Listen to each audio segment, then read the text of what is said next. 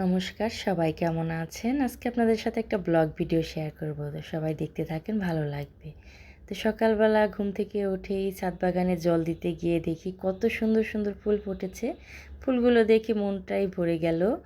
তো ফুলগুলো দিয়ে মামুনি পূজা দিবে। আর দুপুরবেলা দেখি আবার বৃষ্টি নেমেছে। এই প্রথম শীতের মধ্যে বৃষ্টি নামলো। তো বৃষ্টিতে ভিজতে এই যে চলে আসলাম। আর বৃষ্টির তীব্রতা এত বেশি ছিল প্রথম দিনেই, দেখেই বোঝা যাচ্ছে যে কত জোরে জোরে বৃষ্টি নেমেছে।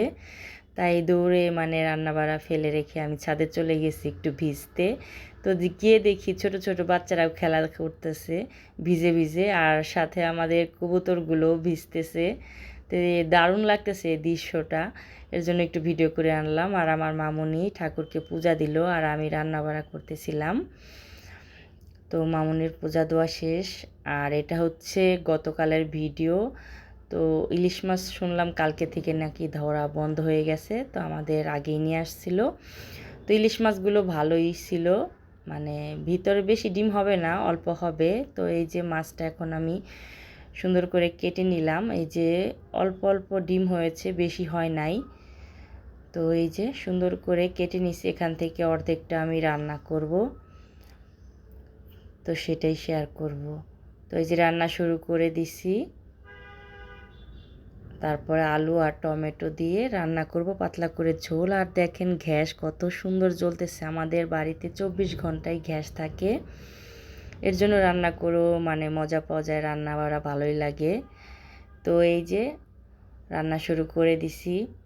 এই রেসিপি তো আমার অনেক আগেই দেওয়া আছে, তাই আমি আর রেসিপি দেখালাম না। তো এই যে পাতলা করে ঝোল রান্না করলাম ইলিশ মাছের, টমেটো আলু দিয়ে।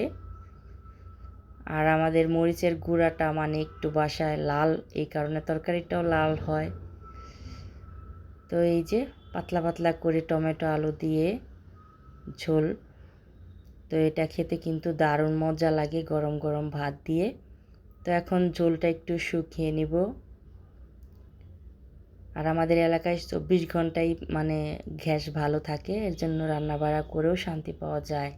তো অনেক এলাকায় তো সকালে থাকে, সারাদিন থাকে না, আবার সন্ধ্যার পর একটু আসে, এরকম তাদের তো খুবই কষ্ট রান্নাবাড়া করতে। আর আমাদের লাইনের গ্যাস সব সময় থাকে, এর জন্য ভালো লাগে রাঁধতে।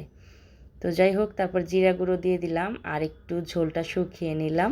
তো আমার ইলিশ মাছের তরকারিটা কেমন হলো কমেন্ট করে বৌদিকে জানাবেন।